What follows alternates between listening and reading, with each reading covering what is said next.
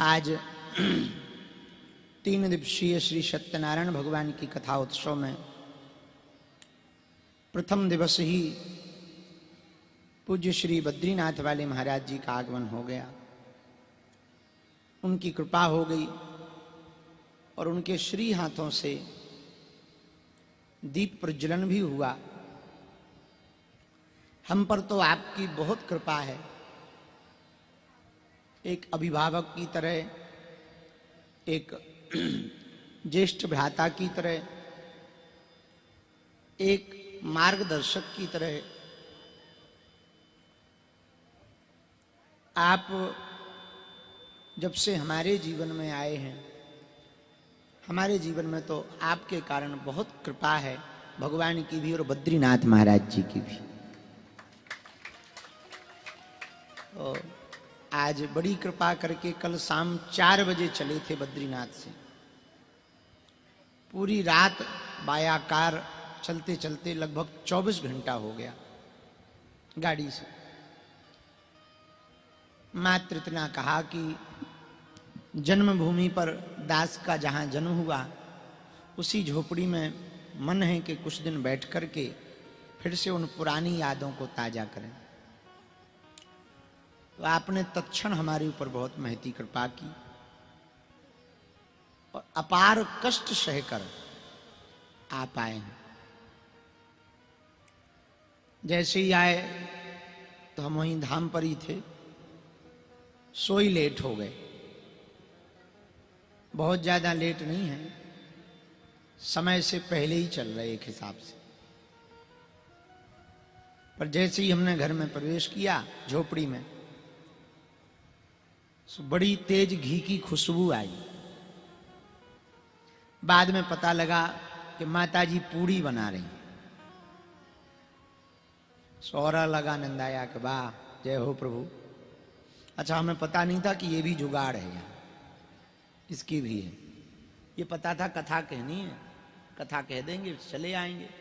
4 बजे जाएंगे, 6 बजे कथा कह के फिर धाम पहुंच जाएंगे। रुकने धुकने की उतनी बड़ी व्यवस्था है नहीं है, छोटी सी जगह। लोग बहुत आ गए, हमें पहले ही बताया पुलिस प्रशासन ने, तो पूरी गली में भीड़ आ गई। पर ये भी एक अलग आनंद है। बड़े बड़े पंडालों में तो खूब कथा गाई, देश में गाई, विदेश में गाई। उस जन्मभूमि में बैठ करके कथा कहने का एक अलग आनंद है। जहां से जीवन प्रारंभ हुआ हो वहीं लौट करके जीवन आए, इसका एक अलग आनंद होता है।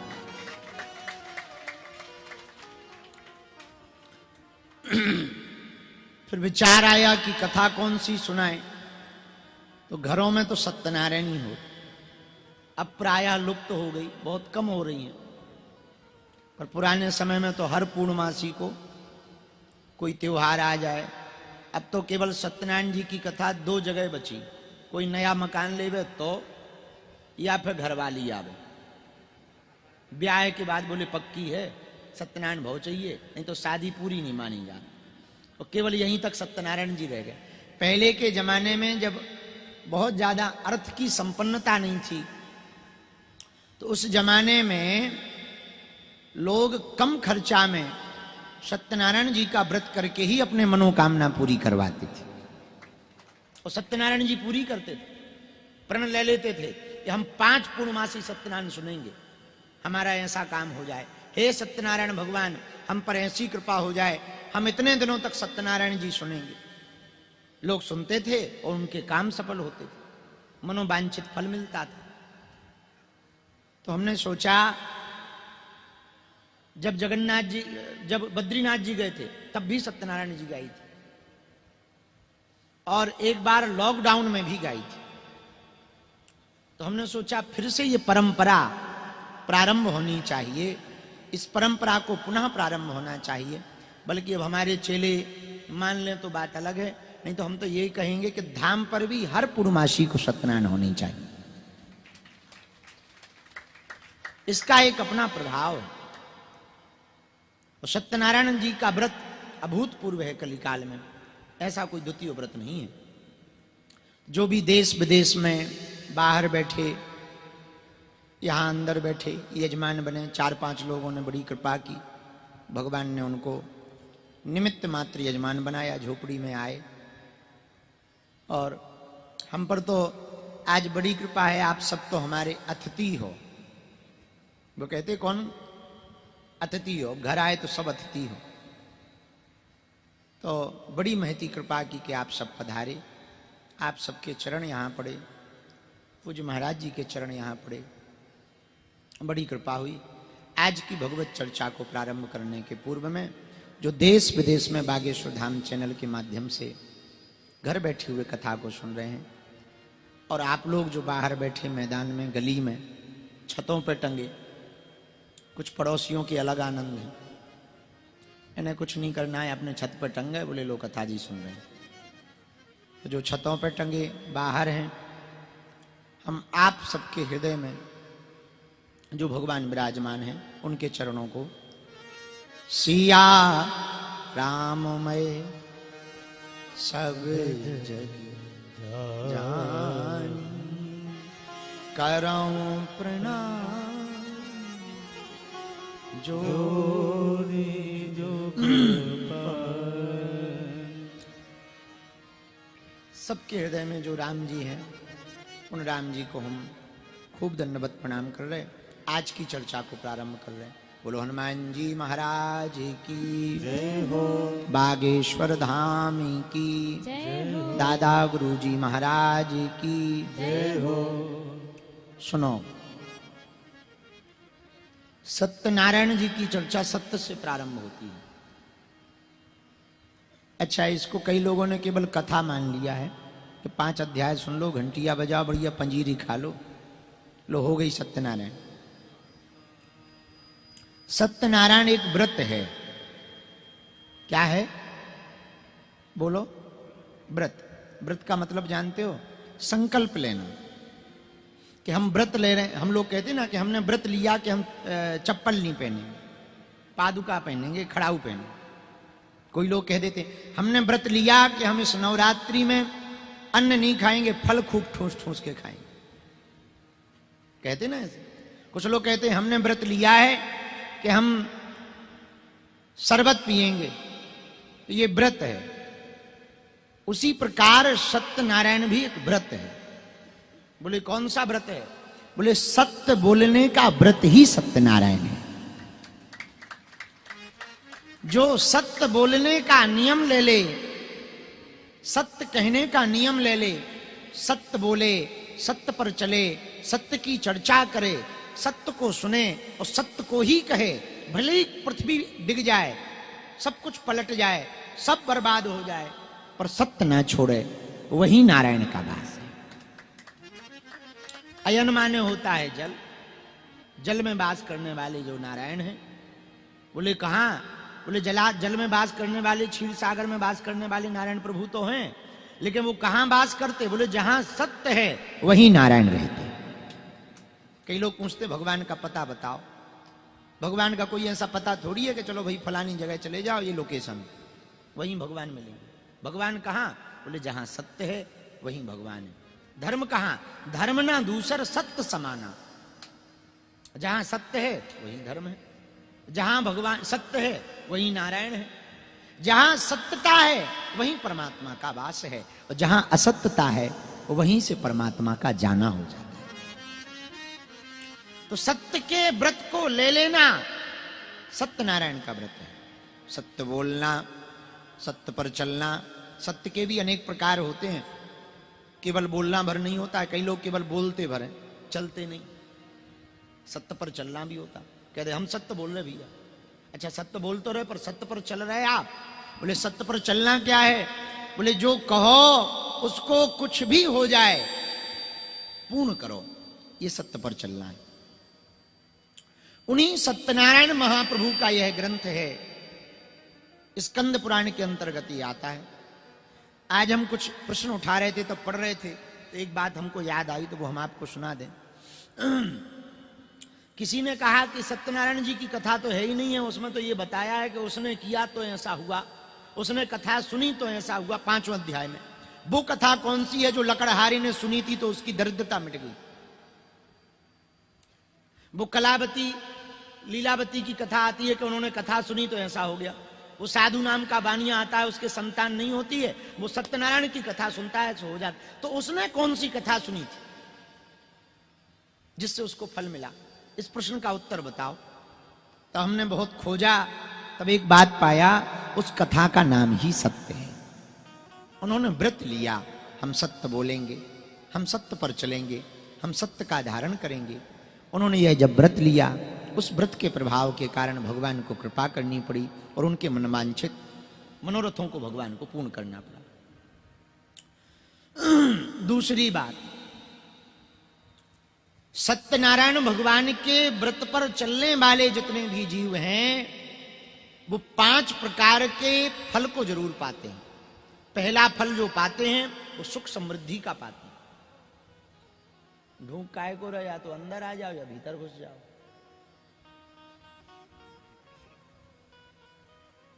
सत्यनारायण भगवान के व्रत को जो करते हैं वो 5 प्रकार का फल पाते हैं।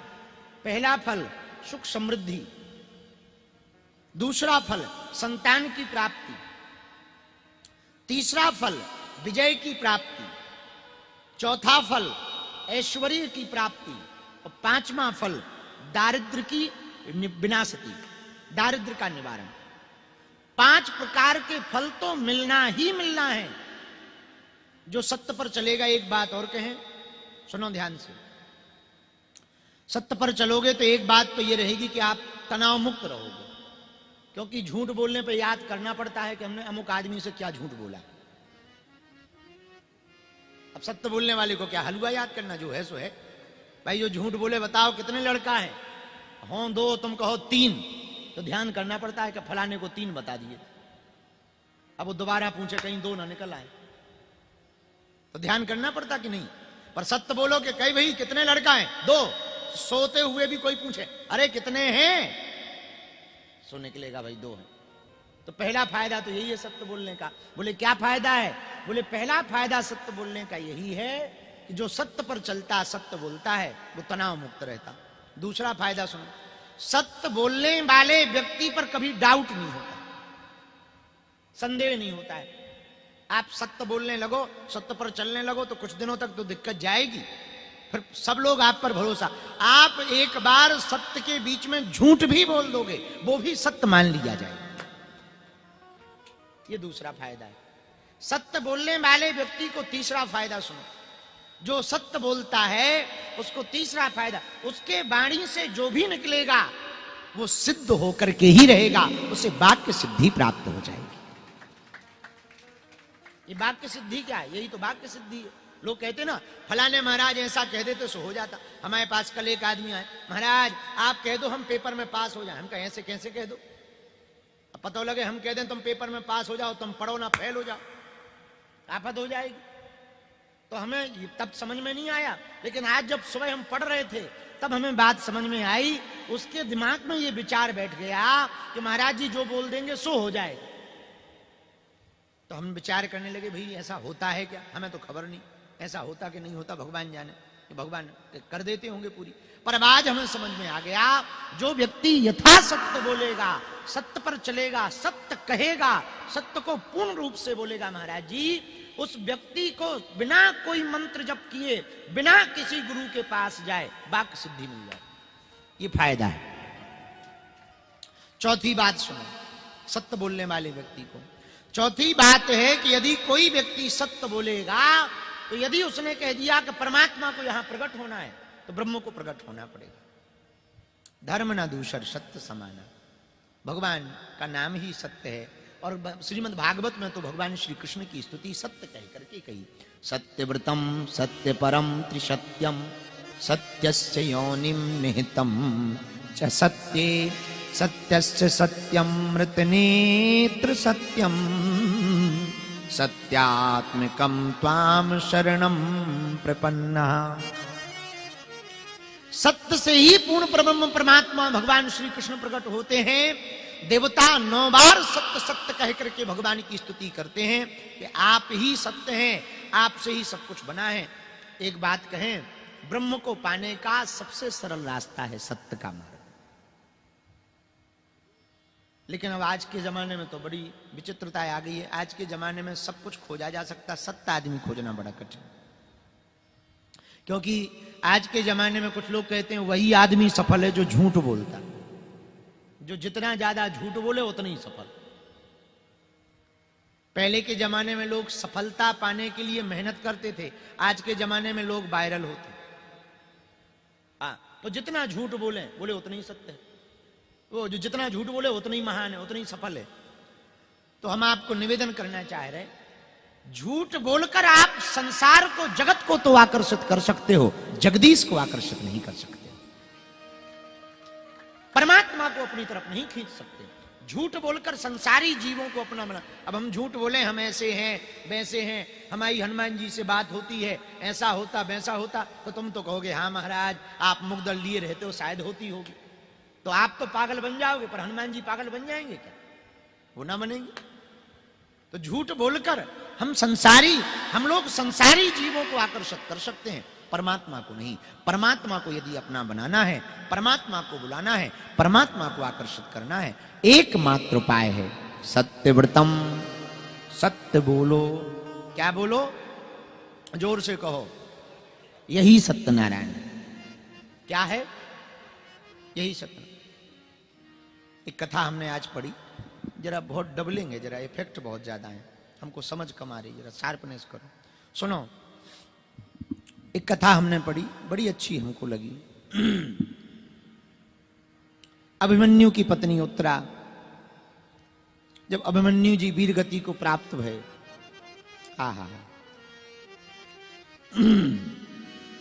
अभिमन्यु जी जब वीर गति को प्राप्त भये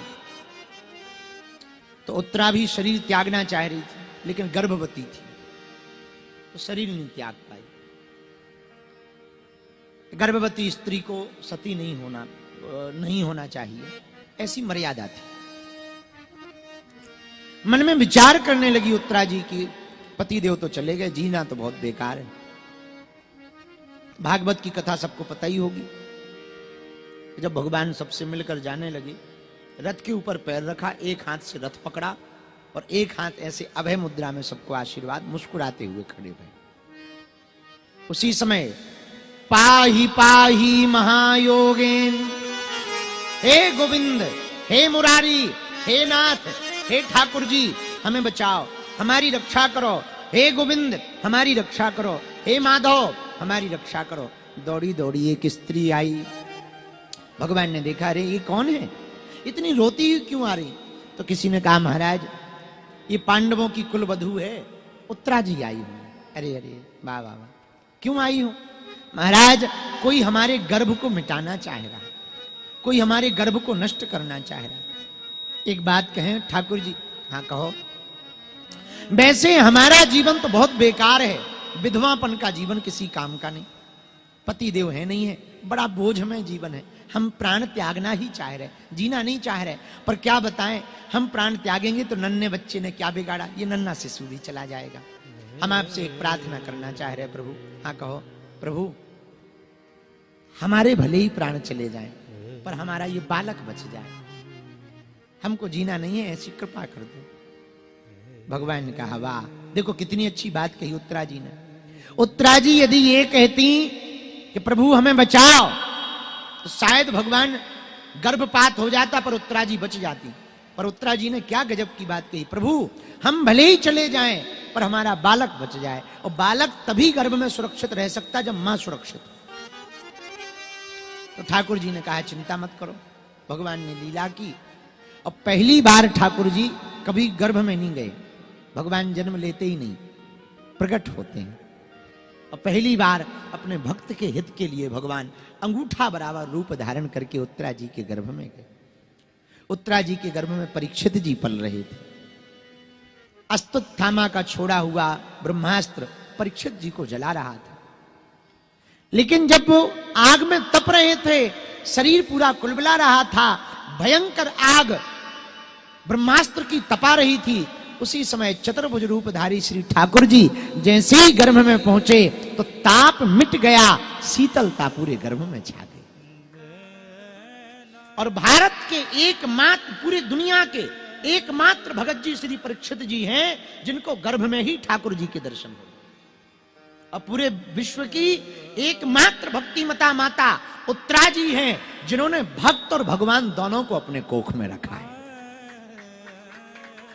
आहा, जैसे ही प्रकट भय ठाकुर जी के दर्शन भय परीक्षित जी को, आहा, शीतलता छा गई, ताप मिट गया। इसके ठीक बाद में जब ठाकुर जी बाहर आए, कहो देवी अब ठीक हो, कुशल है, अब तो कोई दिक्कत नहीं है। बोले प्रभु अब तो सब ठीक है, अब कोई, लेकिन एक निवेदन करना चाह रहे। क्या? जो ये बालक है इसने बड़ा दुख सह लिया, ये सुरक्षित तो होगा ना? भगवान ने कहा हम वचन दे रहे ये सुरक्षित भी रहेगा और 60,000 वर्षों तक जिएगा, ये हमारा वचन है। जय हो महाराज। पर कुछ महीने बचे हैं, आप रुक जाओ, आप जाओ ना, हमको बड़ा डर लग रहा है, दुश्मन बहुत पीछे लगे हैं, आप कृपा करो। भगवान बोले ठीक है। ठाकुर जी कुछ दिन रह गए, बहुत लीलाएं हुई, कुंती बुआ ने दुख आदि मांगा, बहुत वार्ता हुई। हम ये बात ना सुना के सीधी बात सुनावे, सत्य वाली। कुछ दिन बाद जब परीक्षित जी का जन्म हुआ तो जन्मते ही उनका शरीर पूरा चला गया, जन्मते ही शरीर पूर्ण हो गया, राम नाम सत्य हो गया जन्मते ही। ऐसी कथा है महाराज। और जन्मते ही जैसे ही शरीर पूरा हुआ तो उत्तरा छाती पीट पीट करके रोने लगे। हे भगवान, हे ठाकुर जी, हे गोविंद, हे माधव, हे मुरारी, हम पर कृपा करो, हम पर दया करो। तो भगवान आ गए। क्या बात है देवी, आप रो क्यों रही हो? तो उत्तरा जी बोली महाराज एक बात बताओ, आप वचन के तो पक्के हो? भगवान बोले बिल्कुल पक्के हैं। बोले आपकी वचन तो गलत होते नहीं? भगवान बोले बिल्कुल नहीं होते। बोले फिर आप एक बात बताओ, आपने कहा था बालक पूर्ण स्वस्थ होगा, 60,000 वर्षों तक जिएगा, पर ये तो जन्मते ही इसका शरीर पूरा हो गया, अब हम कौन सी बात सत्य माने? ठाकुर जी बोले ऐसा आज तक हुआ ही नहीं, रुको तुम धैर्य, चिंता ना करो, हम कुछ करते हैं। किसी ने भगवान से पूछा ऐसा हुआ क्यों? भगवान बोले हमें दोनों वचनों का पालन करना है। ब्रह्मास्त्र चलाया है तो ब्रह्मास्त्र का ये नियम है कि वो जहां भी जाएगा वेदन करके ही वापस लौटेगा, ये ब्रह्मास्त्र का नियम है। लेकिन अब हमने वचन भी दिया तो वो भी पालन करेंगे। ठाकुर जी उस बालक के कान के पास गए और कान के पास जाकर के बड़े जोर से श्री ठाकुर कृष्णचंद्र भगवान ने कहा, आज तक यदि हमने केवल सत्य बोला हो तो यह बालक जीवित हो जाए। आज तक यदि केवल हमने सत्य बोला हो अपने जीवन काल में तो यह बालक जीवित हो जाए। और देखते ही देखते उस बालक की आंखें खुल गई, हाथ पांव फटकारने लगे और चारों तरफ जय जयकार श्री कृष्णचंद्र भगवान की हो गई। भगवान ने एक बात मात्र कही, आज तक हमने पूरे जीवन काल में केवल सत्य बोला हो तो ये बालक जीवित हो जाए। अब वो जीवित हो गया और बाद में वही बालक बड़ा होकर के परीक्षित जी बने और उनको सुखदेव जी ने श्रीमद् भागवत कथा सुनाई। ये सत्य का प्रभाव है, सत्य का भैया बहुत प्रभाव है। आप सत्य बोलोगे, सत्य पर चलोगे, हाँ मुसीबतें बहुत आएंगी। झूठ बोलकर बहुत जल्दी फायदा हो सकता है। अब जैसे यहां कोई जो बाहर खड़े हैं वो झूठ बोले कि हम गुरु जी के रिश्तेदार हैं तो घुसने तो मिल जाएगा, लेकिन टिक नहीं पाएंगे। पता लगेगा कि ये झूठ बोल के आए और रिश्तेदार है नहीं तो बोले कहा पुलिस वाले उठा के ले जाएंगे, बाहर चलो। हाँ जी, अन्ना जी, सत्य बोलकर आओगे हम फलाने हैं तो ऐसी ऐसी बात है। सो देखो आप यहां देखो बड़े आराम के साथ में बने रहोगे, जीवन भर बने रहोगे। तो सत्यनारायण भगवान की महिमा पर यदि आप हमसे पूछो तो केवल एक व्रत है। व्रत का मतलब है प्रण लेना, सत्य बोलो। क्या बोलो? जोर से कहो, सत्य बोलो। सत्यम वदम, सत्य बोलो और सुनो भी सत्य, चलो भी सत्य पर। यही सत्यनारायण। एक बात और हम कहना चाह रहे, बातों ही बातों में, अभी वर्तमान समय में प्रायः सत्यनारायण भगवान जी बहुत विलुप्त होने लगे हैं कथा। तो हम चाहते हैं कि जितने भी बागेश्वर धाम का परिकर है, जहां जहां आप रहते हो, एक काम जरूर करो। आप कोई भी उत्सव हो गए, पूर्णमासी हो गए, सत्यनारायण जी जरूर सुन लिया करो। उससे बार बार नारायण का स्मरण भी बना रहेगा। अच्छा, कम खर्चा है। हाँ, हमारी करवाओगे तो ज्यादा खर्चा है। ये साउंड वाउंड लग जाएगा, ये टीवी भी लग जाएगी, लाइटें फाइटें। यहाँ तो लाइटें ठीक है भगवान, यहाँ तो भगवान की बड़ी कृपा है। टेंट वेंट का अच्छा खुद करनी थी कथा, सो अपन ने टेंट नहीं लगवाया। इसलिए नहीं लगवाया, जगह ही नहीं थी, हलवा लगवा दिया। ले दे के ये अभी बाद में बनी है इतनी, ये क्या कहते इसको है? नहीं नहीं, हम आए थे तो दालान को जा, दलान दालान बुंदेलखंड में ये दालान को जा, बाकी यही कमरा है। वहां पे मुश्किल से 8-10 लोग बन सकते सब मिला के। जो आंगन है जहां तुम उन्हें बैठे हो, तो ये तो अबे बाद में बन गो। हमारी जिंदगी तो यही में गुजरी, यही में। एक तरफ मुश्किल से आज से 10-12-15 साल पहले, एक तरफ हम हमारी बहन जी और भैया लेट जाते कोने में, जहां चूल्हो बनो होते ही चूल्हो बनो, रात तो सोते ही भोजन होते। यहाँ सामने में भगवान का ठाकुर जी का सिंहासन लगा था। बरसात में यही में भूसा ढल रही थी, गाय भैंस खिलाने। भैंस ये आती हमारे यहाँ, नारियल नाम था उसका, बड़ी खतरनाक हती वह। तो यही पे भूसा ढल रही थी, यही में बढ़िया आनंद से। और आप लोग नहाने आने वाला कुछ था ही नहीं, ये तो सब अभी बना है, छोटा सा बन गया है। इतनी जगह है, तो थी नहीं जगह, नहाने वाला तो कुछ था नहीं, तो खुले में नहाते बाहर। और जब हमने अपने जीवन में पहला प्रण लिया था, टीवी वाला जो हमने एक बार अपनी बात सुनाई थी, ये पीछे वाला वो नाला है, एकदम जस्ट पीछे एक नाला है, इसी के जस्ट पीछे में एक नाला है लंबा सा। तो पैदल यहीं, अच्छा लाइट तो रहती नहीं थी, अंधेरा रहता था पूरा, जो पूरी गली में अंधेरा ही रहता था। एक बल्ब जलता था सामने में, उस पाल चाचा वाला, बस यहीं पर पूरा दिन रात गुजरते थे, यहीं जीवन गुजरता था। त्योहारों पर अभी जब दीपावली निकल गई तो हमें याद आ गई दीपावली की, हमने बताई भी थी। तो दीपावली में तेल घी तो होता नहीं था, डालडा से हमारे दिया जलते, और पूरे मकान में नहीं जलते। इन्हें गिने 2-3 आरे हते, वही में दिया जल गए, लो दीपावली हो। भगवान की लीला है, इच्छा है उनकी, और आज लौट के फिर वहीं आ गए, ये भी एक अलग आनंद है। भगवान की इच्छा है कि उनने सर्वत्र घुमाया। देखो तो हनुमान जी ने क्या क्या लीला नहीं की। छोटी सी जगह, छोटी सी झोपड़ी में हनुमान जी जिसका बाहें पकड़ लें, महात्मा और परमात्मा जिसका बाहें पकड़ लें, उसके जीवन में ऐसे ही हो जाता है। जिसकी महात्मा बाहें पकड़ लें परमात्मा, उसके जीवन में ऐसे ही होता है। कहाँ कहाँ हनुमान जी नहीं ले गए, जहां हमारे कई पीढ़ियां गुजर जाती, हमें सामर्थ्यता ही ना थी।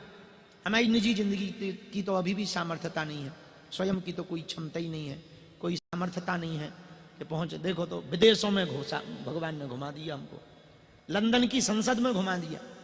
जब हम लंदन की संसद में बैठे प्रवचन कर रहे थे तो मन ही मन कह रहे थे, बारे प्रभु, हमारे गांव का सरपंच नहीं हमें पूछत तो।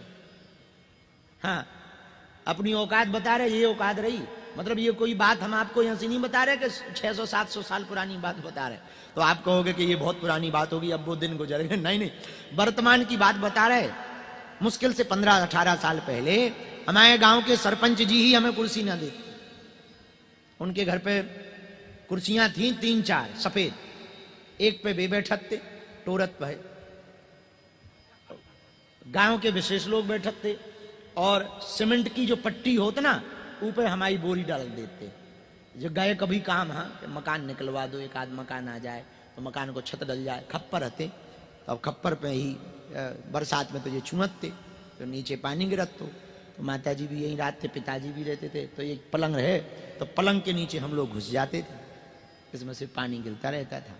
जब बरसात चली गई तो कटोरा, जाना तुमने पानी को, कटोरा से जब पानी भर जात तो कटोरा से पूरा पानी बाहर फेंक दो, फिर इसके बाद में चटाई डाली और बैठो। ऐसे जीवन, चटाई, पीढ़ा, पटा, लकड़ी के पटा रहते, तो वो गीले नहीं होते, नीचे पटा पे बैठ गए। बरसात निकाल ली, बरसात निकल जाए, बरसात आउती सो आफत आउती, जब बेफिजुली में आ गई। अब अच्छा, कई लोगों ने बरसात में खुशी होती, चलो बरसात आ गई, अब बढ़िया गेहूं होंगे। हम लोगों को दुख होता था, अब फिर आ गई, अब 4 महीना गीले गीले में निकलेंगे। एक तो एक जोड़ी कपड़ा, तो 4-5 दिन बाद महाराज जी का हो तो वे कपड़ा बसान लगते, गीले गीले कपड़ा बसान लगते, सुबह 4-5 दिन बाद बसान लगते। तो क्या करते कि चूल्हे के पास में उन्हें टांग दो ताकि उनकी दुर्गंध निकल जाए। जीवन है, भगवान की इच्छा है। लेकिन जिसकी बाहें को महात्मा और परमात्मा पकड़ ले, सो आज देखो आप लोग भी इसी झोपड़ी में आ गए। ये भाग्य है, ये भगवान की कृपा है। यही भगवान से कहेंगे जैसी वो हमारी बाहें पकड़े, हनुमान जी सबकी ऐसी बाहें पकड़े रहे, सब पर ऐसी कृपा बनाए रखे हनुमान जी, सब पर ऐसी कृपा बनाए रखे, सब पर ऐसी।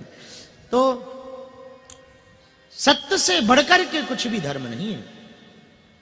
धर्म न दूसर सत्य समाना, दूसरा धर्म सत्य के जैसा कुछ भी नहीं।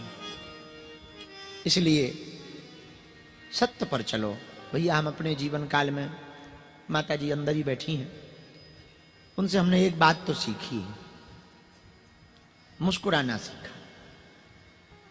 और एक बात हमने अपने गुरु जी से सीखी है, जो है सो कह दे भाई, भला लगे चाहे बुरा लगे, भगवान की इच्छा है। आपको हमारी बातें यदि बुरी लगे तो ठीक है, सही लगे तो ठीक है, कह दी, झंझट खत्म। को बोझ लेके चले। और आपसे भी हम कहेंगे, साधक को, शिष्य को, भगत को, औरों की तो नहीं कह सकते, इनको तो गारंटी के साथ, साधक को, शिष्य को, भगत को, पुत्र को पूर्ण रूप से सत्यवादी रहना चाहिए, पूर्ण रूप से सत्यवादी रहना चाहिए, एक निष्ठ होकर के सत्यवादी रहना चाहिए। जितने भी लोग भगवत दर्शन करना चाहते हैं, कुछ भी हो जाए, आप सत्यवादी रहो। यही सत्यनारायण का फल है, यही सत्यनारायण की महिमा है। एक बात और, फिर सत्यनारायण जी की कथा सुनाएंगे। आज भूमिका में ही फंस गए,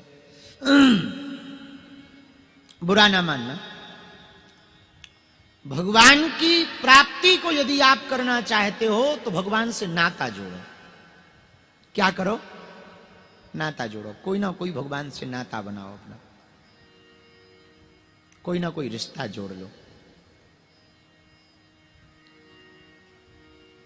चाहे सखा का नाता बनाओ, चाहे गुरु का नाता बनाओ, स्वामी का नाता बनाओ, जो आपको प्रिय लगे वो भगवान से एक नाता जोड़ो।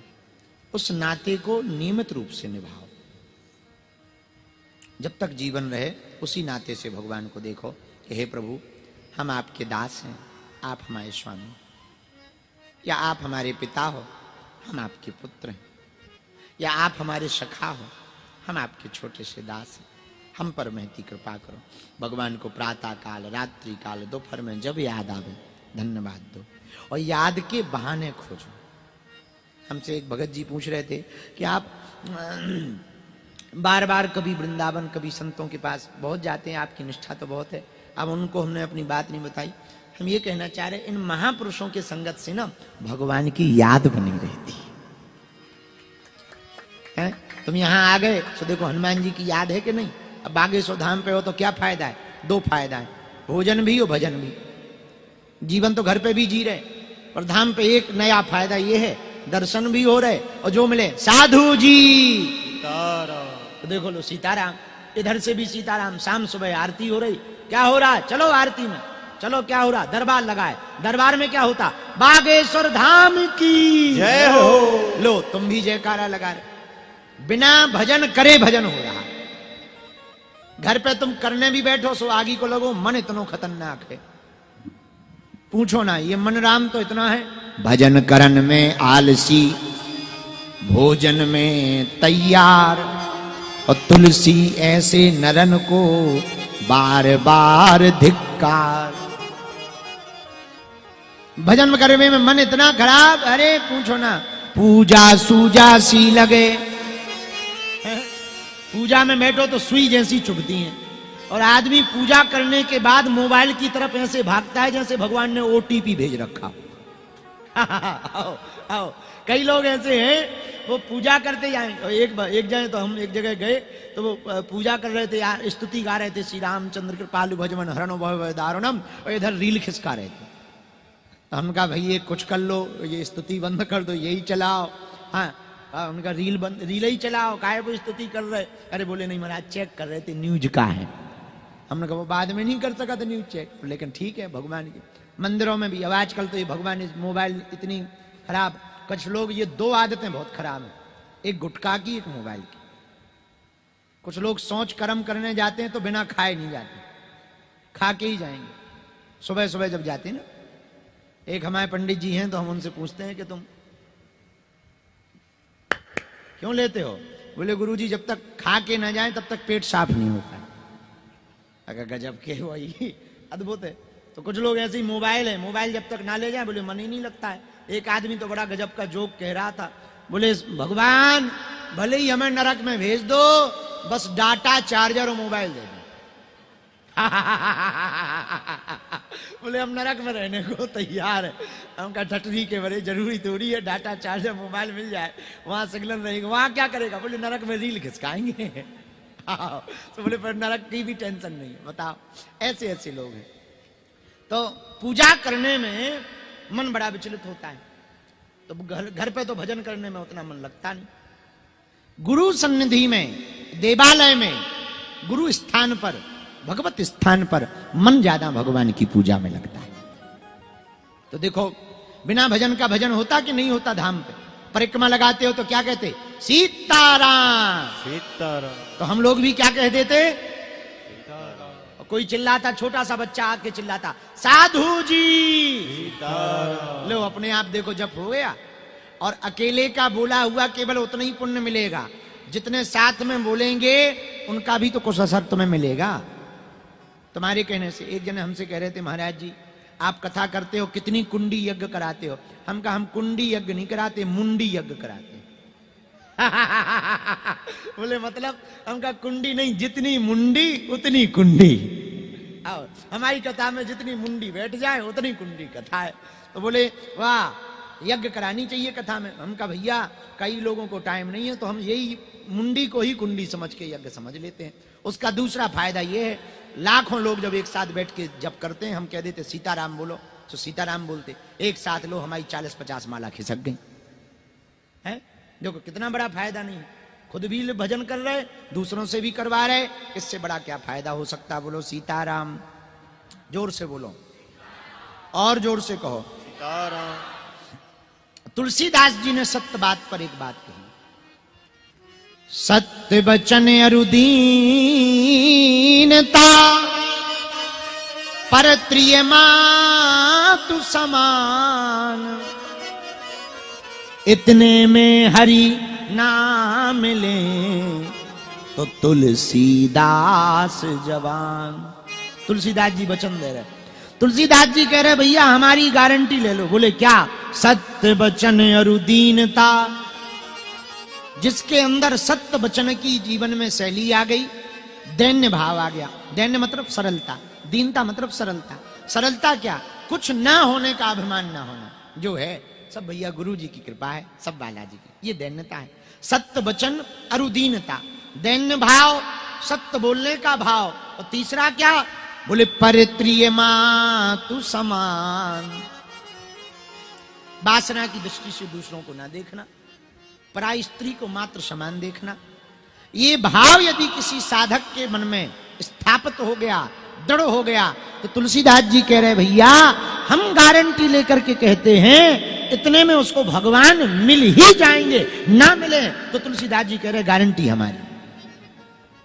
ये तुलसीदास जी के वचन। उसी सत्य की चर्चा पर सत्यनारायण भगवान है। बोलो सत्यनारायण भगवान की जय हो, गुरु गोविंद की जय हो, हनुमान जी महाराज की जय हो, सत्यनारायण भगवान की जय हो। अब हल्दी चावल ले लो, 1-2 अध्याय आज सुना देते हैं।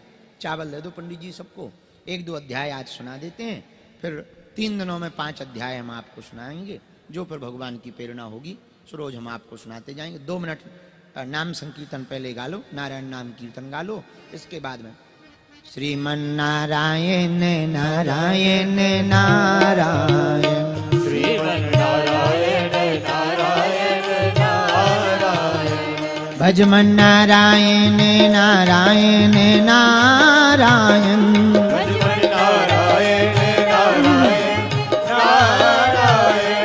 लक्ष्मी नारायण नारायण नारायण, लक्ष्मी नारायण नारायण नारायण, श्रीमन नारायण नारायण नारायण, श्रीमन नारायण नारायण नारायण।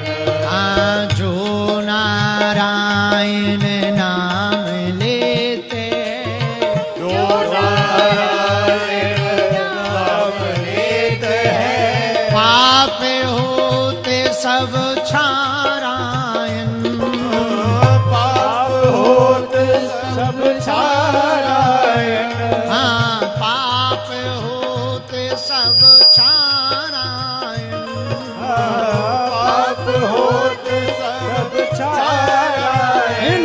श्रीमन नारायण नारायण नारायण, श्रीमन नारायण नारायण नारायण, भजमन नारायण नारायण नारायण, भजमन नारायण नारायण नारायण। लक्ष्मी नारायण भगवान की जय हो, गौ माता की जय हो, गुरु गोविंद की जय हो, सत्यनारायण भगवान की जय हो। नाम का बहुत प्रभाव है। जैसे सत्य बोलने का प्रभाव है, वैसे ही नाम लेने का बहुत प्रभाव है। वृंदावन में एक बहुत अच्छे भगत जी रहते थे।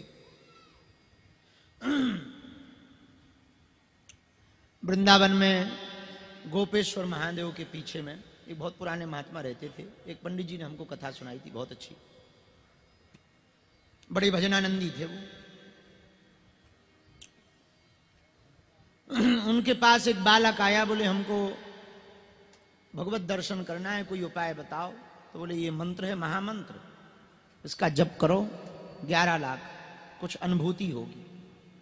उसने 4-5 महीने में 11 लाख जप कर लिया, कोई अनुभूति नहीं हुई। तो वो फिर गया, बोले महाराज कोई अनुभूति नहीं हुई। बोले कोई बात नहीं, और जप करो, कुछ ना कुछ अनुभव होगा। 4-6 साल हो गए, जब तो वो करता रहा। उसे लगता था कि भगवान आएंगे, खड़े हो जाएंगे, मांग वरदान क्या चाहता। वो जब तो करता रहा, जब कोई अनुभव नहीं हुआ तो एक दिन मथुरा जा रहा था पैदल पैदल। रास्ते में एक तांत्रिक था, तांत्रिक जानकार। तांत्रिक के पास प्रेत सिद्धि थी। वो प्रेत को इतना पढ़ाए रखा था उसने कि प्रेत कोई भी रूप बना के बैठ जाता था। तो उसने पैसा कमाने के चक्कर में प्रेत को कहा कि तुम बंसी बंसी लेके बैठ जाया कर, यहां कृष्ण भक्त ज्यादा रहते, तो बंसी बंसी लेके बैठ जाया कर ताकि हम उनको उल्लू बना सकें। तो ये तांत्रिक के पास गया, महाराज क्या नाम है बचवा? बोले महाराज हमारा नाम अमुक अमुक है। अच्छा क्या करते हो? बोले भगवान के दर्शन करने के लिए जब तब करते हैं पर दर्शन नहीं हो रहे हैं। बोले सुनो, गुरुजी के चक्कर में ना पड़ो, हमारे चक्कर में आ जाओ। हम तुमको एक मंत्र देंगे, 11 दिन में ही दर्शन हो जाए। देवता सामने खड़ा हो जाएगा 11 दिन में, ऐसा मंत्र है हमारे पास। इसने कहा ये बहुत बढ़िया है, इधर तो 11 साल लगने वाले हैं, कुछ नहीं हुआ डुगा हो रहा। 3-4 साल तो हो ही गए, आधे तो निकल ही गए, आप तो 11 दिन में गारंटी ले रहे। बोले भक्त तो नहीं जाओगे? अरे बोले यहाँ हमारा आश्रम 11 दिन में हम सिद्ध कर देंगे, देख इनको दर्शन भय, इनको भय, इनको भय। तो 3-4 लोगों से पूछा, उन्होंने अरे महाराज बहुत पावरफुल चीज है, बहुत तेज है। अच्छा, वो वहीं रुक गया। उसने अपने गुरुजी की माला वाला बंद कर दी। उसने तांत्रिक ने जो मंत्र बाचा दी वो बाचा करने लगा। रात भर जप करे, दिन भर सोए, रात भर जप करे। 11-12 दिन हो गए, कुछ नहीं हुआ। तब ये गुरुजी से बोला आप तो कह रहे थे 11 दिन में खड़ा कर देंगे, कुछ हो ही नहीं रहा है। बोले रुको हम बात करते हैं अपने प्रेत से, सिद्ध देव से। तो इन्होंने बात की, क्यों ये 11 दिन से जप कर रहा है, तुमने दर्शन क्यों नहीं दिए, सामने क्यों नहीं खड़ा भैया? तो प्रेत बोला महाराज सबसे साधना करवाओ पर इससे ना करवाओ। बोले क्यों? बोले जैसे ये जप करता है और हमें बुलाता है, हम जैसे ही नजदीक जाते हैं तो एक चक्र सुदर्शन वाला आदमी इसके पीछे खड़ा हो जाता है। तो हम जा नहीं पाते नजदीक और शरीर में जलन और होती है, और हम तो कहेंगे इसको आश्रम में मत रखो नहीं तो हम तुम्हें खा जाएंगे। गुरुजी से बोला वो प्रेत अपने, फिर ढूंढे तुम, तो बोले हम तुमको खा जाएंगे। तो उस बालक को ये बात अमुक वो तांत्रिक ने बताई कि भैया बहुत खतरनाक बात है, ऐसी ऐसी बात है, और तुम्हारे पीछे कोई चक्र सुदर्शन लेके खड़ा हो जाता। ये भागा भागा फिर अपने गुरुजी के गया, पास गया, गोपेश्वर महादेव के पीछे वो रहते थे। बोले गुरुजी ऐसी ऐसी बात है। बोले सुनो, भगवान दिखाई नहीं पड़ते हैं पर होते सदैव साथ हैं। हवा दिखाई नहीं पड़ती है पर होती सदैव साथ। एक हम अपनी घटना बताएं, महाराज जी आ गए, उसको ध्यान आ गई। एक हमको पश्चिम बंगाल में एक जगह है कामाख्या के पास में, म्यांग, वहां का काला जादू बहुत प्रसिद्ध है, तंत्र विद्या का वो गढ़ है म्यांग है या म्यांग। वहां के एक साधक आए हमारे पास 4-5 महीना पहले। वो तंत्र मंत्र बहुत जानते थे, इतना जानते थे तंत्र मंत्र के वो केरा पेड़ा सब ले आते थे और बहुत ज्यादा जानते थे। वो ऐसे लॉक कुछ कर देते थे लकड़ी से तो आदमी उठ नहीं पाता था। और उन्होंने ही हमको बताया, बोले हमारे पास इतने भूत सिद्ध हैं, भूत, कि हम भूतों से काम करवाते। सो हमने कहा कि हमारे पास क्यों आए? बोले हम चेक करने आए थे, आपका बड़ा नाम सुना है, हम चेक करने आए थे कि आपके पास क्या है। हम कि हमारे पास तो हलवा है। हम तो कुछ हमको जानते ही मानते नहीं, सीधे साधे आदमी, राम राम जपते हैं, जो गुरुजी ने साधना भजन दे रखी वही जप करते हैं। तो बोले जब तो हम आपसे दीक्षा लेना चाह रहे, तो हमने कहा तुम खुद अपने आप में गुरु हो। बोले हमारे कितने 100 चेला हैं, उनके 400-500 चेला है तांत्रिक, और बना रखे उन्होंने, और भयंकर काला शरीर, और पान खावे दिन भर, और स्माइल इतनी खराब आवे मुंह से, भगवान ही बचाए। हाँ, और वहां पर कुछ वो बता रहा था, बोले हम जिस गांव के हैं 15-20 साल पहले वहां पर कोई अधिकारी पोस्टिंग नहीं लेता था। हाँ, इतना खतरनाक काला जादू था। जो आपने एक किंवदंती सुनी उसने हमको बताई, अब सही गलत हो। बोले हम लोगों, हमारे पूर्वजों के पास ऐसी तंत्र विद्या थी कि मेढक बना देते। हाँ हाँ ऐसी तंत्र विद्या थी। बोले तो कामाख्या के पास में है वो। तो हमने कहा कि तुम हमें क्यों गुरु बनाना चाह रहे? बोले महाराज अब पूछो मत, एक लफड़ा हो गया है। हम कहा बताओ? बोले आप कल दरबार लगाए थे खुले मैदान में जहां दरबार लगा। हम कहा बिल्कुल लगाए थे। बोले आप लोगों का बता रहे थे। हम का पर्चा तो बना रहे थे जो गुरुजी ने आज्ञा दे रखी। बोले उसी समय हमने अपनी विद्या चलाई कि इनकी विद्या लॉक हो जाए। और बोले जब हमने अपने देव, उसने कोई अघोरी वीर का नाम लिया, बोले हमने अमुक अमुक वीर है कोई, वो भगवान जाने वो क्या बंगाली भाषा में उसने अपनी बात कही, और उसमें होता है बोले पाताल भैरवी और फलाना वीर हमने चलाई कि इनके पास जो ये विद्या है, जो ये बागेश्वर बाबा पर्चा बना रहा, तुरंत लॉक हो जाए। बोले तब से वो हमारी विद्या वापस ही नहीं आ रही।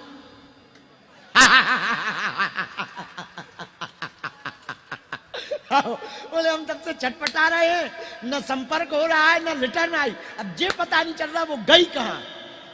तो बोले हम आपको गुरुजी इसलिए बनाना चाह रहे कि वह हमारी लौटा दो। हमने अपने अगल बगल देखवे को नाटक करो या सो। हम कहा भैया भगवान की कसम खा के कह सके हमारे लो सो नहीं आई ना है, ना हमें पता हुआ कहाँ गई। भगवान जाने, भैया हमें नहीं है पता। अब तुम जानो, तुम्हारी विद्या जाने। वो के अब वो रोने लगा। हमको भैया रो क्यों रहे? अरे बोले गुरुजी बाप वापस कर दो, अपनो चेला बना लो चाकर। बोले हम पूरे दुनिया के तांत्रिकन खान चैलेंज दे रहे। बोले हमारे लिए ऐसी विद्या है कि लौट नहीं सका था, और हमारी विद्या कभी फैल नहीं हो सका था। हम कहा अब तो हो गई। बोले यही से तो आप हम गुरु बना रहे हैं। तो वो हमसे पूछ रहे हो कि आप बताओ आप करत का हो? हम कहा हम तो कुछ नहीं करे, जो है सो मुंह में से वो कह दई। ये बात कह के हम ये कहना चाह रहे, यदि आप सत्यवादी रहेंगे, गुरु पर आपकी निष्ठा पक्की रहेगी, दुनिया का कोई तांत्रिक आपका बाल बांका नहीं कर सकता। उसकी विद्या आएगी तो जाएगी नहीं वापस। अच्छा तो बिल्कुल भगवान साक्षी है, व्यासपीठ पे हम क्या झूठ बोलेंगे, वैसे ही नहीं बोले। अब व्यासपीठ पे तो बिल्कुल ही क्या झूठ बोलेंगे। व्यासपीठ सामने है, हमें आज तक पता नहीं है कि उनकी विद्या गई कहां। हाँ, आज तक पता नहीं है कहाँ चली गई।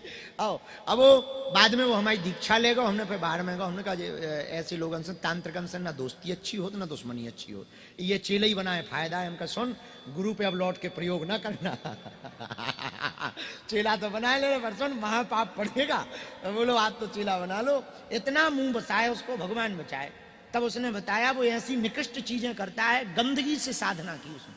गंदगी जानते, भिष्टा, उससे साधना की। लेकिन अब उसका वही काम है, उसी काम में वो लिप्त रहता, गंदगी से साधना की। इतना मुंह बसाए भगवान से। लेकिन हमें फिर बाद में पता लगा, जब उसके परिवार वाले आए, गांव से 4-6 लोग आए, दोबारा आया वो, अभी कुछ दिन पहले फिर आया, दोबारा आया। तो हमने कहा ये लोग कौन है? तो गांव वालों ने बताया, बोले इससे कोई बात नहीं करता, खतरनाक आदमी। हम कहा क्या करता? अरे बोले पागल कर देता, कई घरों में पागल कर दिया, ऐसा खतरनाक आदमी, कोई इससे बात नहीं करता है, बहुत तेज, ये जो कह दे वही होता है। हमने कहा वाह बहुत बढ़िया है। तो हमने कहा अब तो ये हमारा चेला है। तो वो फिर दोबारा आया, बोले गुरुजी अभी तक नहीं आई है।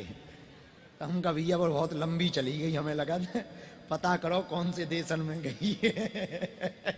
हमने उसको उपाय बताया, हमको और तो कोई उपाय हम जानते नहीं, भगवान से क्षमा मांगो।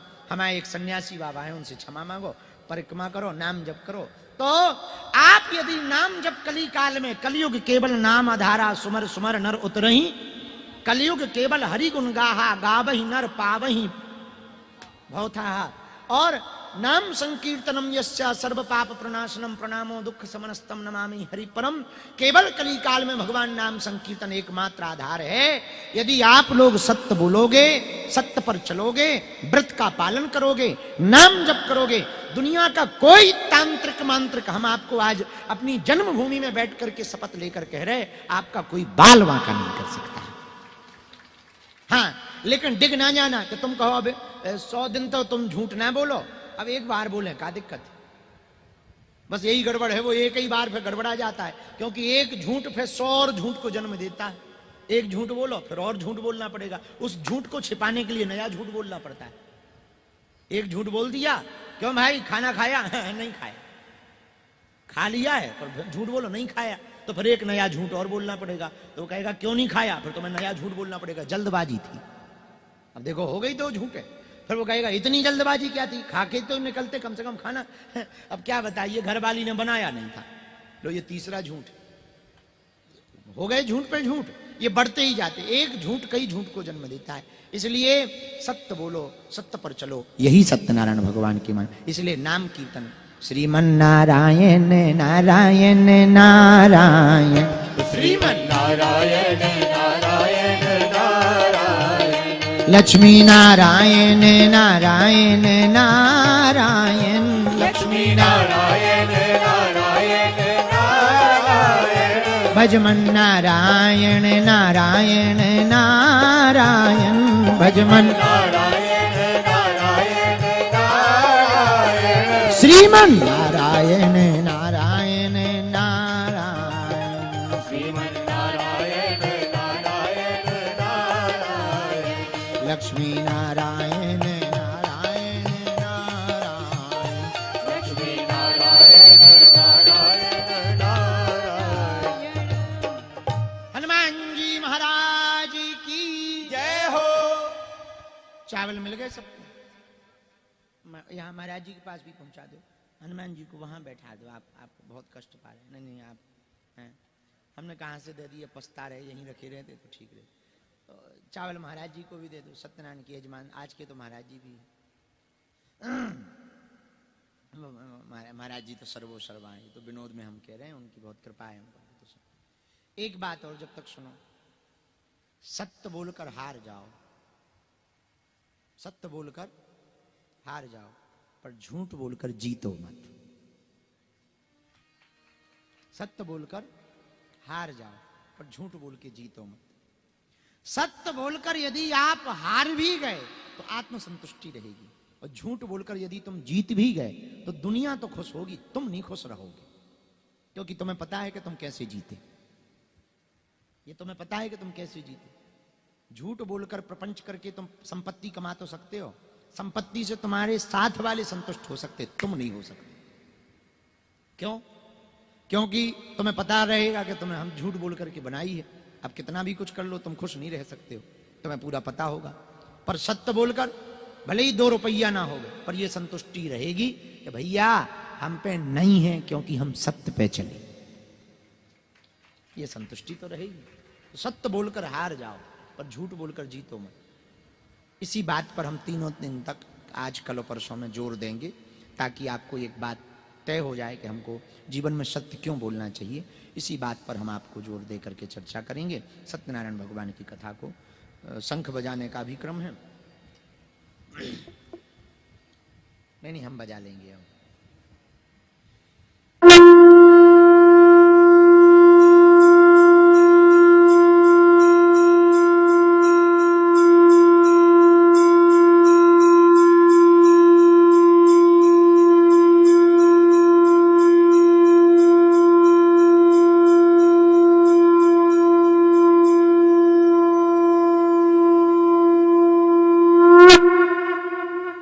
सत्यनारायण भगवान की जय हो।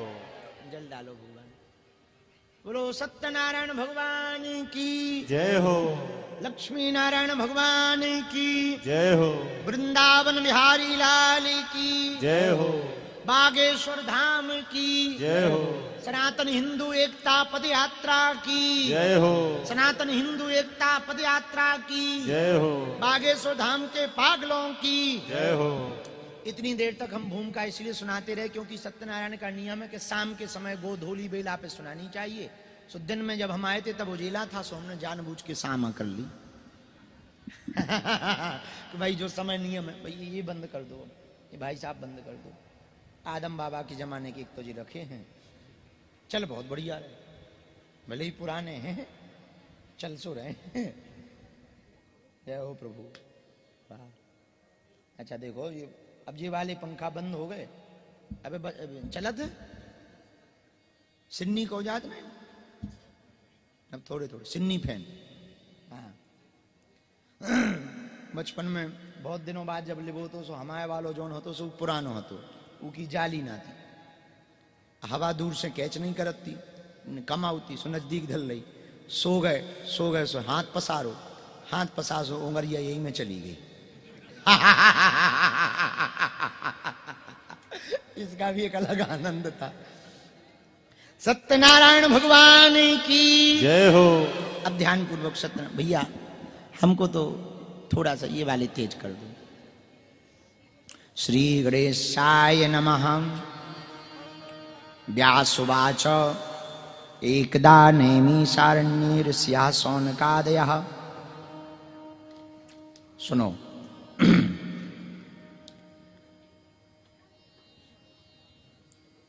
एक समय नैमिषारण्य पावन तीर्थ में शौनकादिक 88,000 ऋषि विराजमान थे। सभी लोग बैठ करके सभी ऋषि वृंद महात्मा आपस में विचार कर रहे थे, मंथन कर रहे थे कि आगे कालांतर में कलयुग आ रहा है। कलयुग में प्राणियों को महान दुख प्राप्त होगा, सभी दुखी रहेंगे। और बात भी सही है, कोई तन दुखी, कोई मन दुखी, कोई धन बिन रहत उदास, थोड़े थोड़े सब दुखी, सुखी राम के। तो ऋषियों ने विचार किया कि कलयुग में प्राणियों को महान दुख प्राप्त होगा। संत तो हमेशा दूसरों के लिए सोचते हैं, महात्मा तो दूसरों के लिए सोचते हैं। तो उन्होंने आपस में विचार किया कि क्या किया जाए कि इस दुख से बचने का कोई उपाय मिल जाए, कम समय में कोई ऐसा उपाय होवे जो इन लोगों को दुख से दूर कर दे, दुख से बचाए। अतः इस दुख से लोगों को बचाने के लिए क्या उपाय करना चाहिए। उसी समय व्यास जी के परम शिष्य पौराणिक श्री सूत जी अपने शिष्यों के सहित उस स्थान पर आ गए।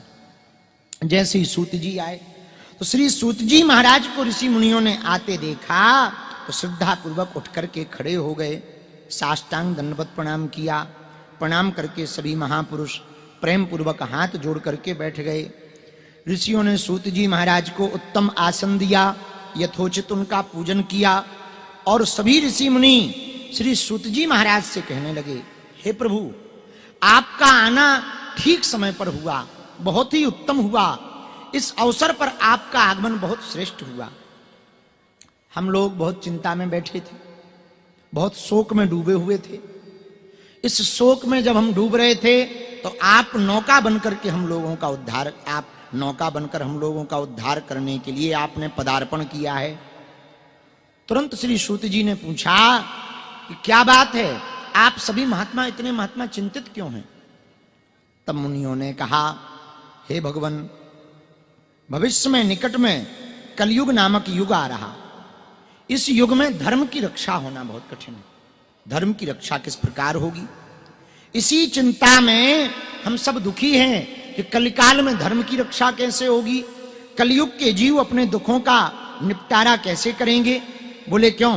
भगवंत कथा न रुचेगी जिन्हें, नहीं शास्त्र की बात पे ध्यान धरेंगे, पढ़ के अंग्रेजी कहाएंगे साहब, होटल में मदपान करेंगे।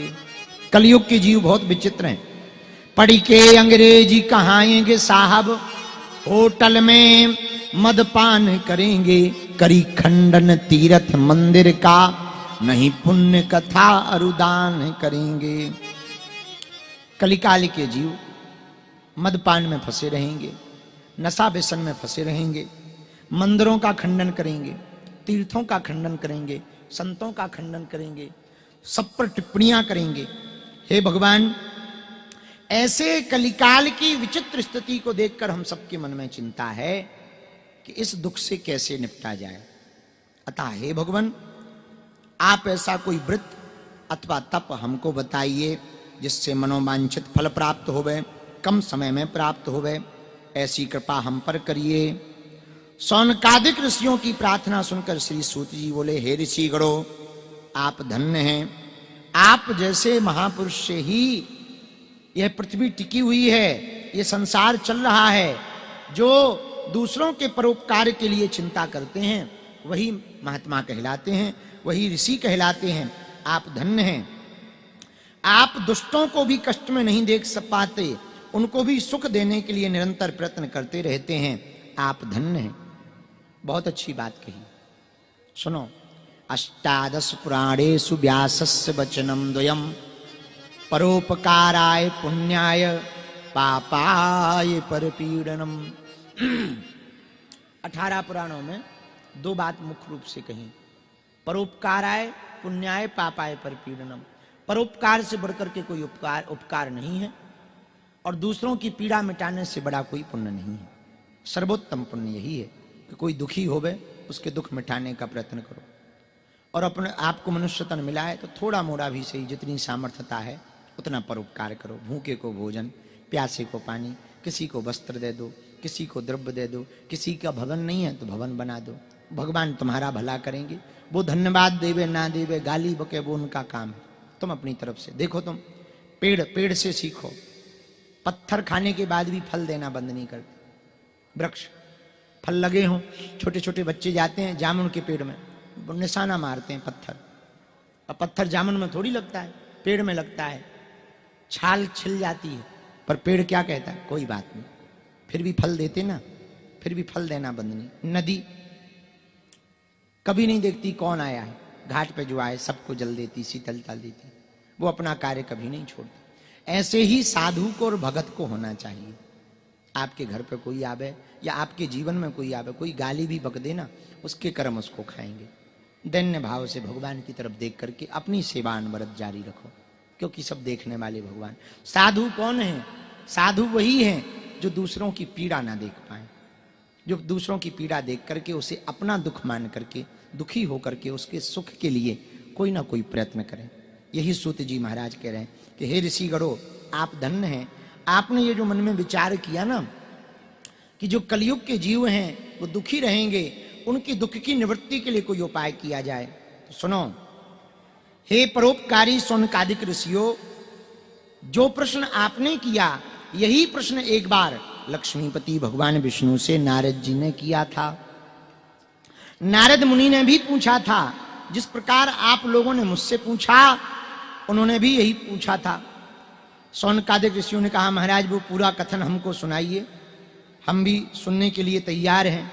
तब श्री सूत जी महाराज ने वृत्तांत पूर्वक विस्तार पूर्वक वह वृत्तांत सुनाया।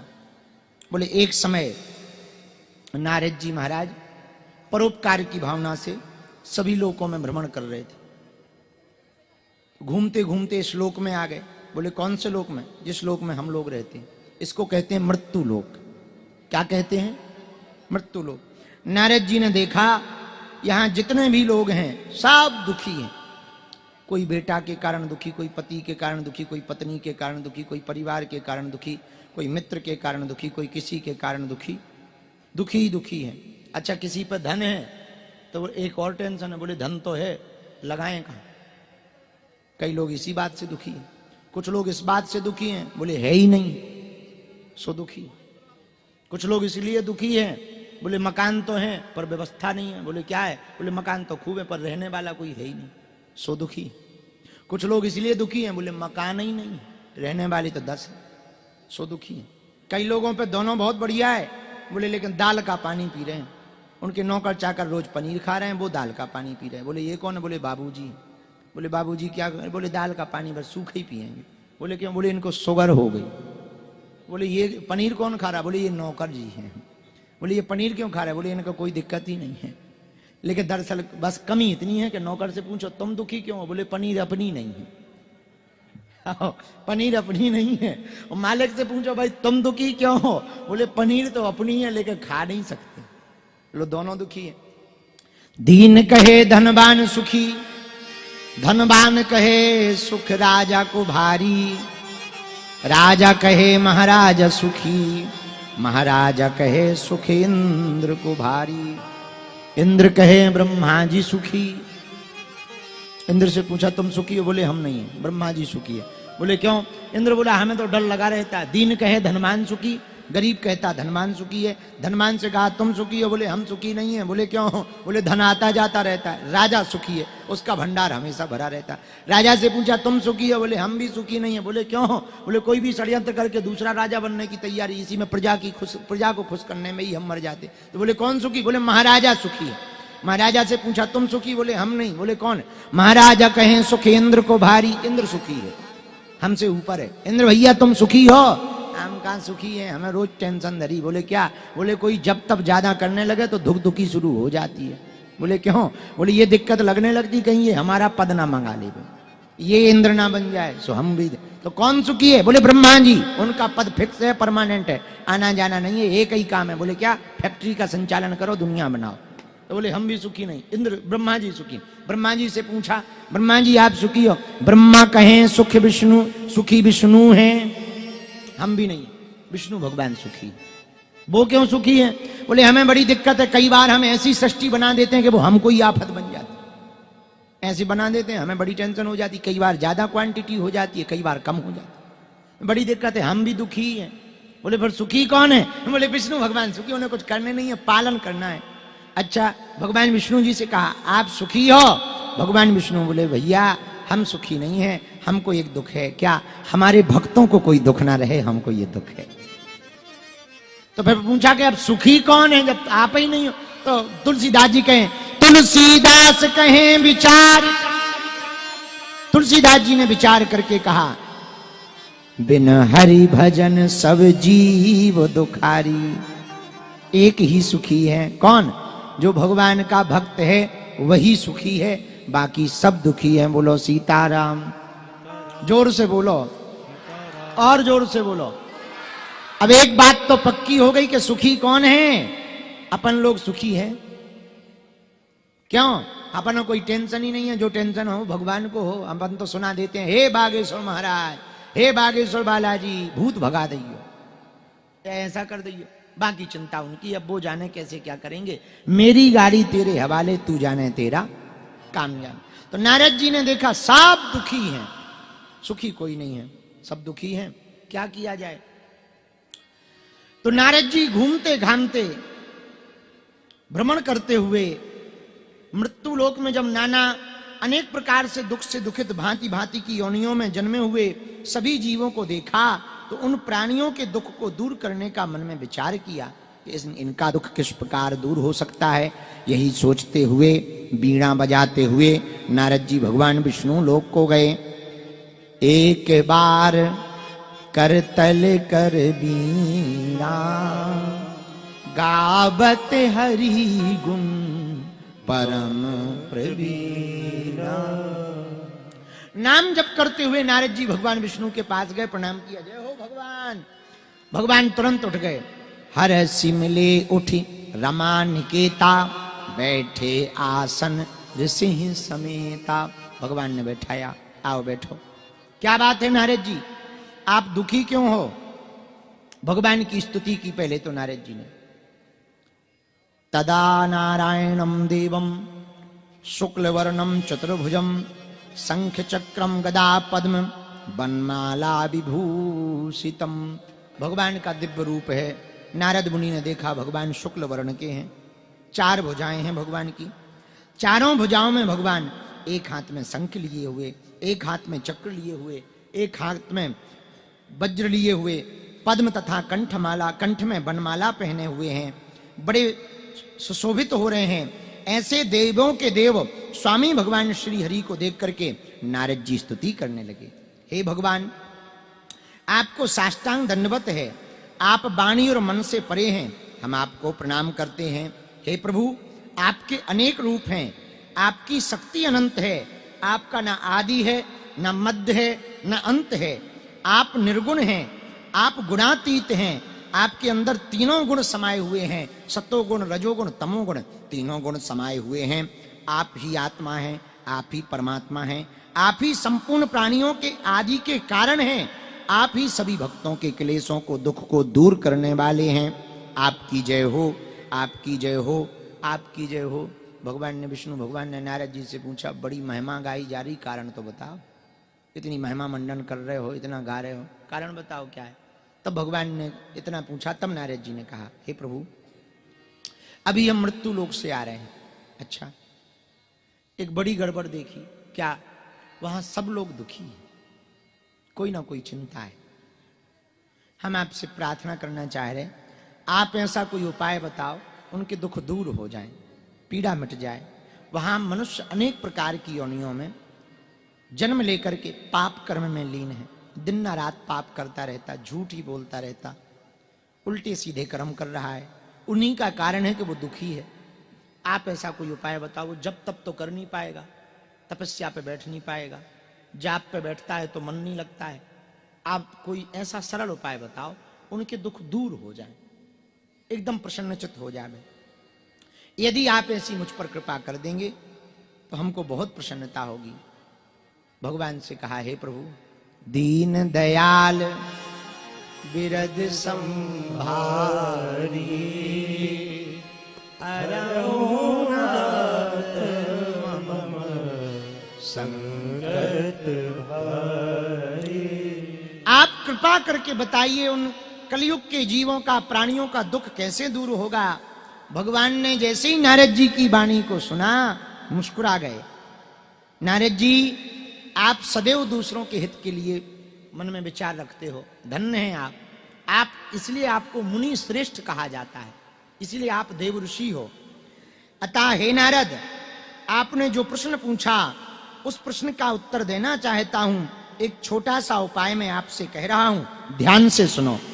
यदि कलयुग का मनुष्य इस उपाय को करेगा तो मैं तुम्हारे प्रेम में वशीभूत होकर नारद जी, वह महान व्रत को मैं तुमसे बता रहा हूं, जो महापुण्य देने वाला है, कलयुग के जीवों का कष्ट को दूर करने वाला है, पापों को मिटाने वाला है। स्वर्ग और पृथ्वी लोक दोनों लोकों में दुर्लभ है। नारद जी बोले, महाराज उपाय बताओ, वो कौन सा व्रत है जिसके करने से कलयुग के मनुष्यों का पाप दूर हो जाएंगे, कष्ट दूर हो जाएंगे? भगवान विष्णु ने कहा, हे नारद, कलयुग का जो भी मनुष्य सत्यनारायण भगवान के व्रत को धारण करेगा, कथा को सुनेगा, सत्य पर चलेगा, वो सभी दुखों से छूट जाएगा, वह सुख को प्राप्त करके अंत में मेरे धराधाम को आएगा। बोलो सत्यनारायण भगवान की जय हो। जैसे ही इतनी बात सुनी, तुरंत नारद जी महाराज बोले, प्रभु की जय हो, प्रभु की जय हो, प्रभु की जय हो। भगवान के वचन सुनकर के नारद जी कहने लगे, हे जनार्दन, इस व्रत का फल क्या है? इस व्रत को करने की विधि क्या है? इस व्रत को कब करना चाहिए, कैसे करना चाहिए, और किस किसने इस व्रत को किया है विस्तार पूर्वक हमें बताने की कृपा कीजिए। इस प्रकार नारद जी के वचन सुनकर भगवान बोले, हे नारद, यह व्रत समस्त दुखों को दूर करने वाला है, समस्त शोक को मिटाने वाला है, समस्त पीड़ा को मिटाने वाला है, धन धान को बढ़ाने वाला है, निर्धन को धन देने वाला है। यह व्रत सौभाग्य बढ़ाने वाला है, निसंतान को संतान देने वाला है, सर्वत्र विजय करने वाला है। हे नारद जी, श्रद्धा पूर्वक भक्ति पूर्वक कलयुग में जो भी सत्यनारायण भगवान के व्रत को करेगा वह सभी प्रकार से सुख व वैभव को पा जाएगा। नारद जी बोले, जय हो महाराज, इसका उपाय बताओ। तब भगवान विष्णु ने कहा, हे नारद जी, सायं काल के समय इस व्रत को करना चाहिए। अब आजकल तो कई लोग सुबह से ही, महाराज हमारे लड़का बहू भूखे हैं, जल्दी सत्यनारायण करवाओ, भूख लगी। सुबह से ही जो है सत्यनारायण जी हो जाती। लेकिन सत्यनारायण जी का व्रत है, नियम है, सायं काल के समय सत्यनारायण भगवान के व्रत को करना चाहिए। बोले कैसे करना चाहिए? बोले ब्राह्मणों को बुलाकर पंजीरी का प्रसाद बनाकर, पंजीरी जानते हो, ये रखिए भगवान के सम्मुख में, पंजीरी का प्रसाद बना करके ब्राह्मणों को बुलाकर, बंधुजनों को बुलाकर, धर्म में तत्पर होकर प्रातः काल ही संकल्प ले लेना चाहिए कि आज से हम सत्यनारायण भगवान का व्रत कर रहे हैं, आज हम कर रहे हैं एक दिन में, या जैसे ये 3 दिन का क्रम है तो 3 दिन का ले लेना चाहिए कि अब हम व्रत कर रहे हैं, हम पर हे सत्यनारायण भगवान कृपा करना और हम पर दया करना। जो घर बैठ करके सुन रहे वे भी व्रत ले सकते हैं, ऑनलाइन भी घर बैठ करके व्रत ले सकते हो। भविष्य में हम ऐसा उपाय करेंगे कि महीना में 2 महीना में 1 बार सत्यनारायण की कथा हो जाए, है 3 महीना में 1 बार तो होनी ही चाहिए, और घर बैठ करके बढ़िया, और पूर्णमासी को किया जाएगी। पूर्णमासी का बड़ा फल है, क्योंकि उसका नाम ही है पूर्णमा, उसको कहते हैं पूर्णमा। उस दिन जो भी करोगे सब पूर्ण, इसलिए पूर्णमासी का बड़ा महत्व है। सत्यनारायण की कथा पूर्णिमा को तो सुननी चाहिए। यदि देवी साधना करते हो तो अमावस्या को, अमावस्या का भी बड़ा अद्भुत अर्थ है, अमावस्या, अमावस्या, यही अमावस्या, तो पूर्णिमा को करनी चाहिए। तो भगवान कहते हैं, हे नारद जी, सायं काल के समय ब्राह्मण और बंधुओं को बुलाकर धर्म में तत्पर होकर सत्यनारायण भगवान का पूजन करना चाहिए। भगवान के पूजन में केले का फल, गऊ का दूध, गेहूं का आटा जिसमें चीनी मिश्रित हो, उसका अभाव हो तो साठी यानी चावल का आटा, गुड़ मिलाकर चूर्ण बना लेवें। सब पदार्थ को एकत्र करके पवित्र भाव से भगवान को भोग के रूप में, प्रसाद के रूप में अर्पण कर देवें। फिर ब्राह्मण को बुलाकर पुस्तक का पूजन करें। पुस्तक का पूजन करने के बाद में सत्यनारायण का व्रत लेवें। बंधु बांधवों के साथ सत्यनारायण के व्रत की कथा को श्रवण करें। उसके बाद में ब्राह्मण भोज करावें। उसके बाद में प्रसाद पावें। नाच गाना भजन कीर्तन करें। भगवान के सामने रात भर कीर्तन करना चाहिए। फिर अपने अपने घर को जाकर सत्यनारायण भगवान का स्मरण करते हुए पूरा जीवन सत्य पर जीना चाहिए। इस प्रकार से यह व्रत को जो भी मनुष्य करेगा वह मन वांछित फल पा जाएगा, और कलयुग में इससे सरल कोई दूसरा उपाय नहीं है। इति श्री रेवा खंडे व्रत कथायामो प्रथमो अध्याय समाप्तः। बोलो वृंदावन बिहारी लाल की जय, सत्यनारायण भगवान की जय। चावल छोड़ दो।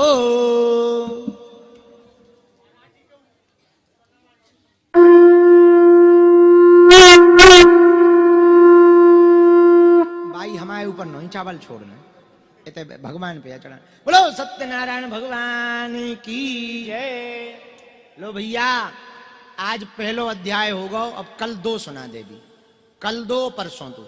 आज पहला दिन है तो पहले ही अध्याय होगा। तो यहाँ भगवान के यहाँ चावल वहीं से, मैंने पंडित जी यहाँ दे दो, वे चढ़ा देंगे। बोलो वृंदावन बिहारी लाल की जय। तो आज आपको नियम समझ में आ गए। अब कल हो सके तो पीले वस्त्र पहन के आइयो, ठीक है। और पीले वस्त्र पहनने के साथ में दिन में व्रत रहना है, फलाहार, रात को भोजन करना है, खूब दबा के खाओ। रात को रात भर भी कीर्तन करना, दिन में भी कीर्तन करना। मन ही मन में गुरु मंत्र का जप या लक्ष्मी नारायण भगवान का जप करना, उसी मंत्र पर जीवन जीना। और कल की कथा में लगभग तय है, हमारे अति प्रिय श्री इंद्रेश जी, पूज्य श्री इंद्रेश जी उपाध्याय जी भी कल आ रहे हैं। तो कल वो भी, चूंकि जन्मभूमि की कथा है, तो इस कथा में वो भी कल पधार रहे हैं। ये सभी लोगों को इस यहां पर कथा कहने का एक और तात्पर्य है। कल तो एक काम करना पड़ेगा, ये बगल से पूरा बंद करवाना पड़ेगा, और दरवाजा भी बड़ा शोर होता है, तो समझ ही नहीं आता है कि, तो कल ऐसा करवा देना। तो कल जो है फिर से 4 बजे, कितने बज गए? 6 बज गए, टाइम पे पूरी हो गई। 5 बजे तो आई थे, 4 सवा 4 पे आ गए थे, बहुत बढ़िया है, तो टाइम पे है। तो कल की कथा 4 बजे से ही होगी, थोड़ा जल्दी भी हो सकती है। और कल समय पर कथा सत्यनारायण भगवान, क्योंकि कल 2 अध्याय होना है, तो 2 अध्याय के हिसाब से तुलसी ले आना, तुलसी जी ले आना। बढ़िया यहाँ पर सत्यनारायण भगवान के यहाँ पर सुबह से आप लोग कीर्तन करना, जो जजमान है सुबह कीर्तन करना, रात को कीर्तन करना। विश्राम जहाँ रुके हो वहाँ करो, पर कीर्तन यहाँ करो बैठ करके। और सुबह जल्दी आके पूरी तैयारी कर लेना, यहीं अपने हाथ से फलाहार बना के यहीं पाओ, यहीं सिस्टम जमा लो। यदि बनाने का हो जाए बहुत बढ़िया है, यहीं सिस्टम जमा करके बढ़िया फलाहार पाओ। और कल फिर से सत्यनारायण भगवान के व्रत को 2 अध्याय की चर्चा कल गाएंगे, फिर 2 अध्याय की चर्चा परसों गाएंगे। और जो जो भाव बहुत प्रिय लगे उसे जीवन में उतारते हुए अपने जीवन को जियो। बोलो वृंदावन बिहारी लाल की जय हो। जो लाइव देख रहे हैं उनको कल पूरी, आज नहीं, आज तो रात हो गई, कल पूरी कुटिया दिखा दियो, झोपड़ी। हाँ, वैसे भी देख ली हुई है, वही झोपड़ी है। और कल हम थोड़ा जल्दी आ जाएंगे तो कल दिखाएंगे कहाँ हम बैठे रहे, कहाँ हमने अपना जीवन प्रारंभ किया, और वो चूल्हा दिखाएंगे। आज भी दिखा दिया होगा। तो जो घर बैठे हुए देख रहे हैं, आप सब ये भाव से मत देखना कि हम आपको कुछ दिखाना चाह रहे, इस भाव से कि भगवान की कृपा का प्रभाव दिखाना चाह रहे, कि भगवान की कृपा का प्रभाव देखो। तो महात्मा और परमात्मा जिसकी बाहें पकड़ लें, उसके जीवन में क्या नहीं हो सकता है। और आप पर भी यदि भगवान कृपा कर दें तो क्या नहीं। बोलो वृंदावन बिहारी लाल की जय हो। हनुमान जी महाराज की जय हो। गौ माता की जय हो। सत्य सनातन धर्म की जय हो। श्री सीताराम नाम भगवान की जय हो। नमः पार्वती पते हर हर महादेव। कल रात को हम एक भजन गा रहे थे, वो बहुत अच्छा भजन है, वो ध्यान आ गया, सुना दें का, फिर विराम करें। धनवानों का मान है जग में, धनवानों का मान है जग में, निर्धन का कोई मान नहीं। ऐ मेरे मालिक ये बता दे, निर्धन क्या इंसान नहीं।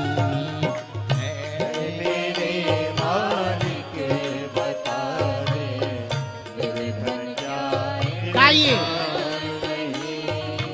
ऐ मेरे मालिक ये बता दे, निर्धन क्या इंसान नहीं।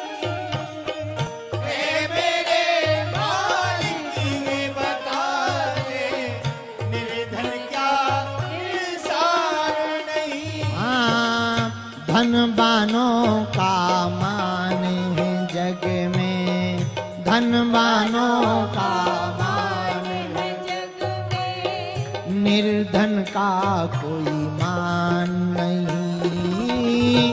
धनवानों का मान है जग में, निर्धन का कोई मान नहीं। ऐ मेरे मालिक ये बता दे, निर्धन क्या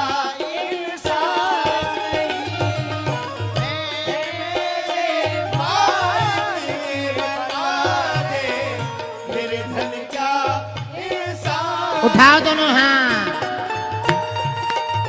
जय हो।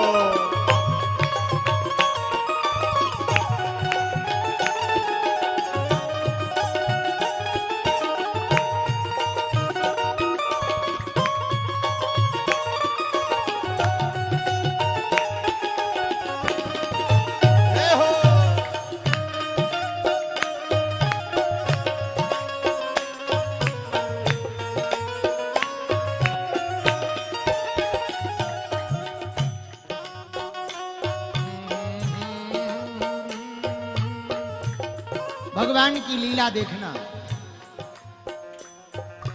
कोई तो खाता दूध मलाई, कोई तो सूखी रोटी को, कोई तो रे साल दो साला, किसी को फटी लंगोटी हो।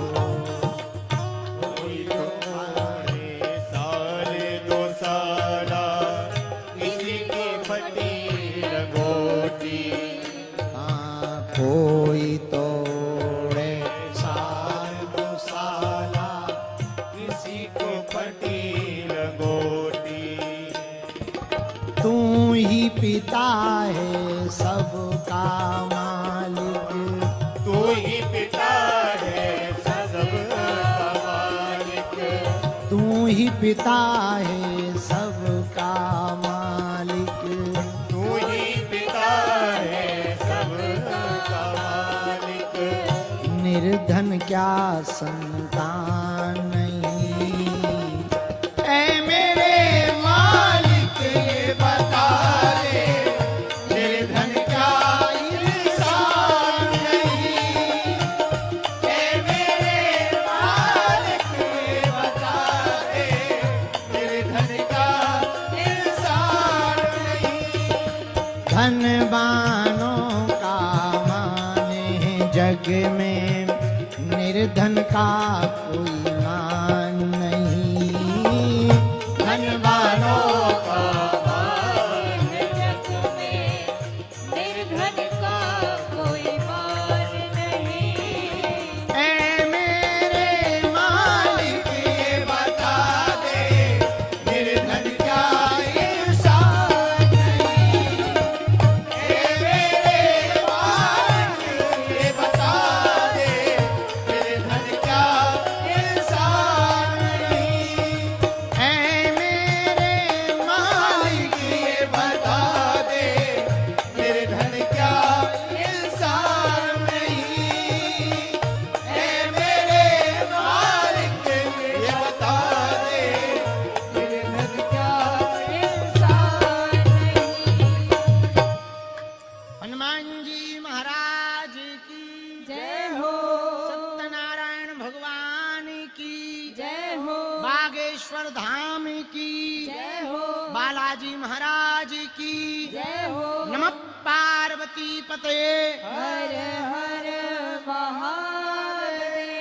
दोनों हाथ उठाकर बोलो, लक्ष्मी नारायण भगवान की जय हो, बागेश्वर धाम के पागलों की जय हो, सनातन हिंदू एकता पद यात्रा की जय हो, बागेश्वर बालाजी की जय हो, गड़ा गांव की जय हो, हमारी जन्मभूमि की जय हो। हर हर पूज्य श्री बद्रीनाथ वाले महाराज जी की जय हो। साधु जी सीताराम साधु जी सीताराम साधु जी सीताराम।